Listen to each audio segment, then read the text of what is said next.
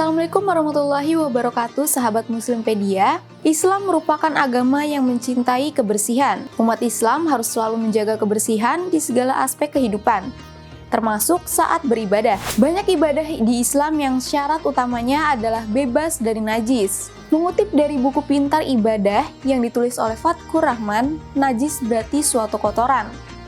Najis tidak boleh menempel pada tubuh atau tempat-tempat yang digunakan untuk ibadah. Secara bahasa, najis berarti segala sesuatu yang dianggap kotor meskipun suci. Bila berdasarkan arti harfiah ini, maka apapun yang dianggap kotor masuk dalam kategori barang najis, seperti ingus, air ludah, air sperma, dan lain sebagainya.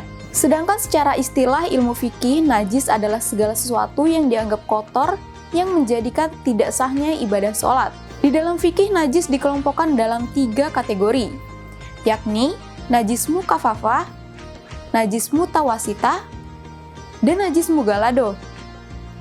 Ketiga kategori najis tersebut masing-masing memiliki cara tersendiri untuk menyucikannya. Nah, sekarang kita langsung bahas satu persatu ya. 1. Najis mukafafah. Najis mukafafah adalah najis ringan berupa air kencing bayi laki-laki yang belum berusia 2 tahun, serta belum makan sesuatu kecuali air susu ibunya. Najis mukafafah dapat disucikan dengan memercikan air pada tempat atau benda yang terkena najis tersebut. Sebagaimana hadis yang diriwayatkan oleh Imam At-Tirmidzi dalam Sunan At-Tirmidzi. Rasulullah SAW bersabda, kencing bayi perempuan dicuci dan kencing bayi laki-laki cukup dipercikan saja dengan air. Hadis riwayat Tirmidzi. Meski begitu, air yang dipercikan harus lebih banyak daripada air kencing yang dikeluarkan. 2. Najis mutawasitah. Najis mutawasitah adalah najis sedang. Yang termasuk dalam najis mutawasitah adalah selain dari najis mughalladhah dan mukafafah. Najis mutawasitah terbagi menjadi 2 jenis, dengan contoh dan cara yang membersihkan yang berbeda, yakni najis ainiyah.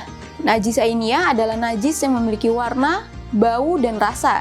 Contohnya adalah kotoran manusia, bangkai hewan, dan darah. Cara menyucikan najis ainiyah ialah dengan mencucinya sampai warna, bau, dan rasanya hilang.